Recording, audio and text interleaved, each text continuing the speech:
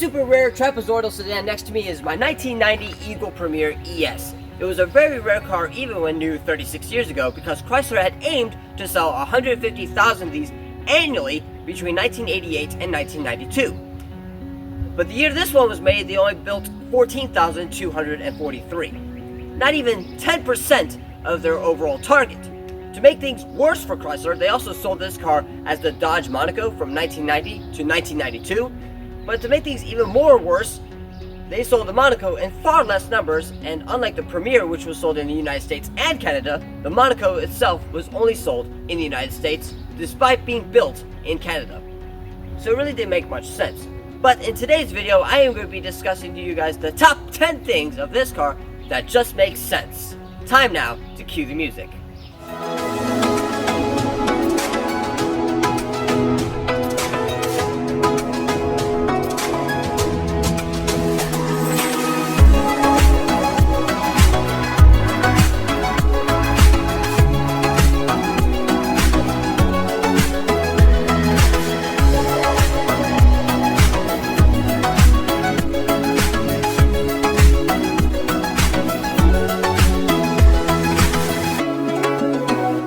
First thing I'd like to talk about are these seatbelts. As you can see, they are electric.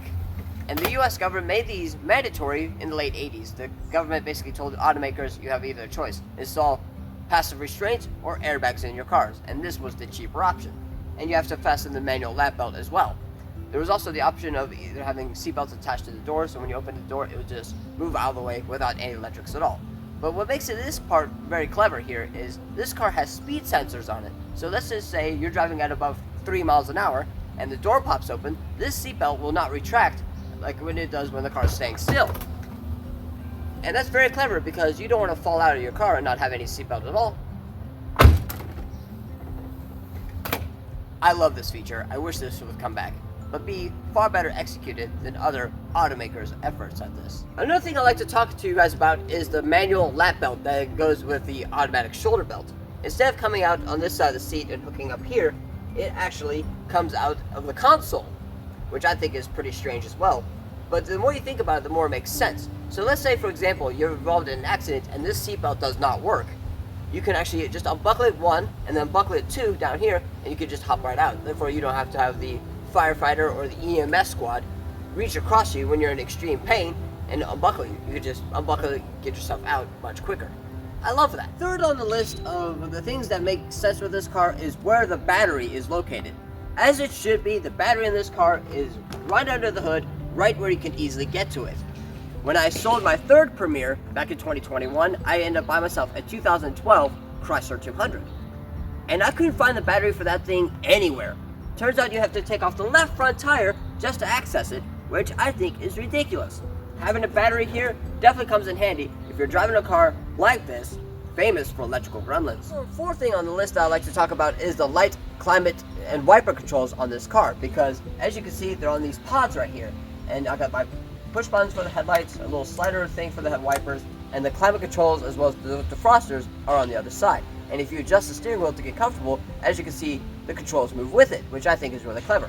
Now, I understand that some car makers have put the climate controls on the steering wheel itself, which I think is clever, but yet stupid at the same time, because this is a moving object, and as such, the climate controls will be moving with the steering wheel as you turn it.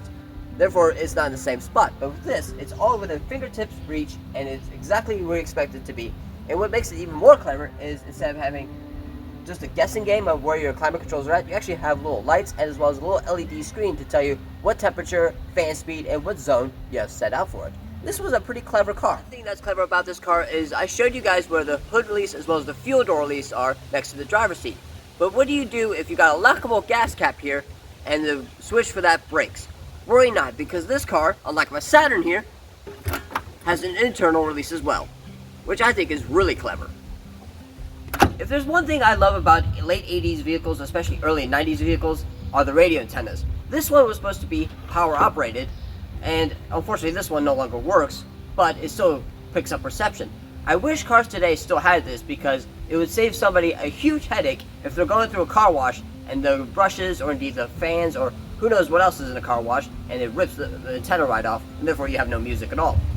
But this, it definitely needs to make a comeback. And I just love how 80s it looks as well. One thing I love about this car though is the way it looks. Sure, it may look more trapezoidal compared to the Ford Taurus and Mercury Sable, which were launched in 1986, 2 years before this car came out. But for a car that's more trapezoidal, you'll be pleased to hear that this car is actually more aerodynamic than the Ford Taurus and Mercury Sable of the era. And what's even more shocking is just how aerodynamic this car actually is, because everything is so curved and you got the doors that go up into the roof here. This car is actually more aerodynamic than a Rivian, which is frankly surprising because the Rivian is all about aerodynamics, being an electric pickup truck. And I don't think the Tesla could say the same thing about their Cybertruck.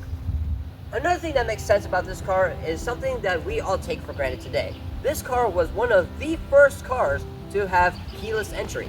I still have the key fob that goes to this car, albeit it's seen better days, and I don't really use it. But the fact is, this car has keyless entry, which some cars today don't even have.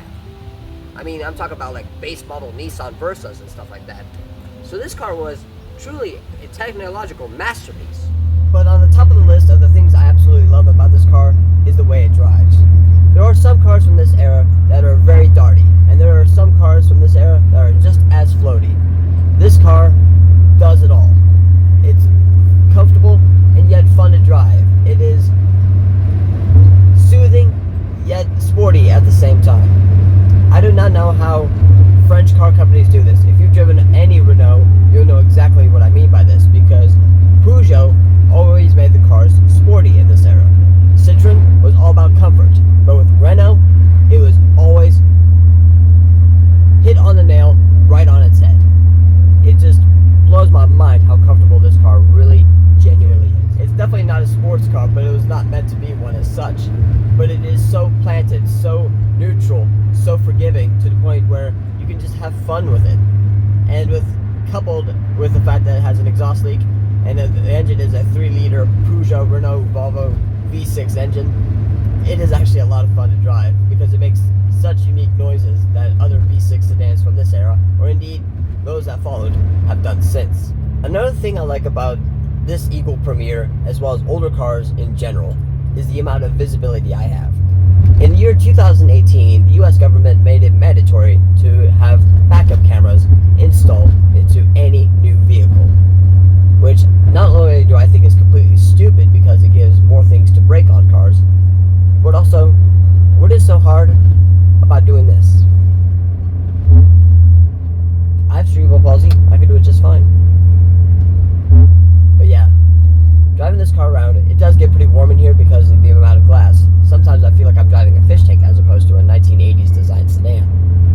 But that's part of its charm because the windows are just so massive to the point you can see for days behind me. I mean, look at the camera here. Even with the fuzzy dice dangling in the rearview mirror, you can see for days behind me. And you gotta admit, you're not claustrophobic following me with this thing, are you? I'm certainly not claustrophobic. And I drive all sorts of unusual cars over the years. God, I need to shave! I am currently looking at the guy behind me in the Hyundai Tucson.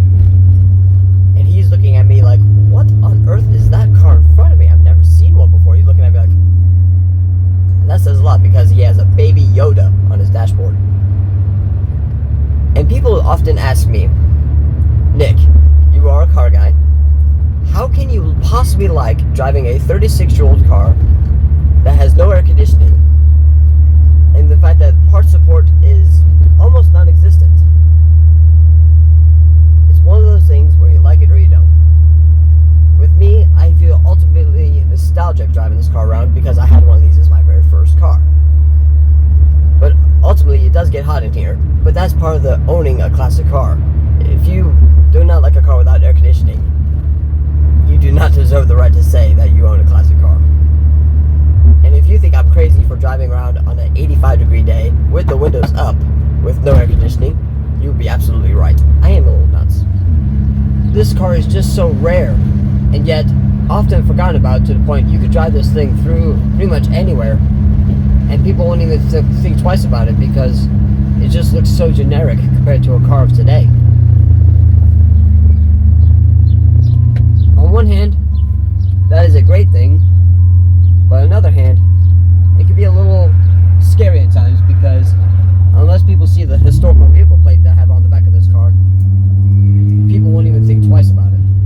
I am just in complete and utter amazement by how reliable this 36-year-old classic car has actually been since I've owned it.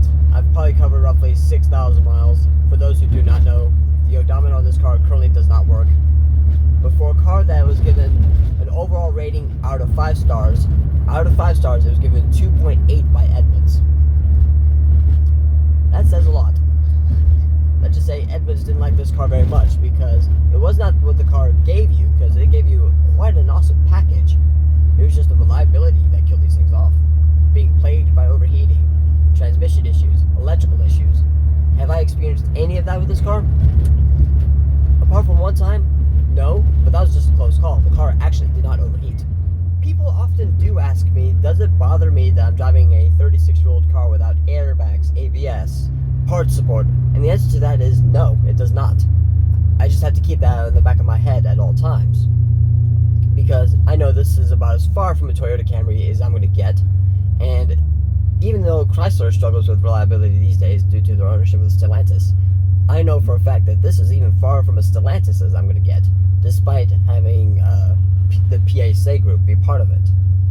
Because even though this engine is basically a Peugeot, Renault, and Volvo drivetrain, underneath it's all Renault, and that's something Stellantis does not have any part of.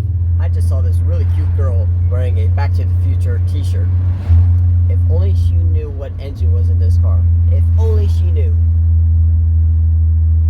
I just feel like I'm too much of a nerd. Well, viewers, I'm going to conclude this video here today, but before I go, I just wanted to say that I'm driving through the historic community of Barberton, Ohio. If you like this video, feel free to like, share, and subscribe for more content if you haven't done so already, and I will catch you guys in a later video. Take care, everybody.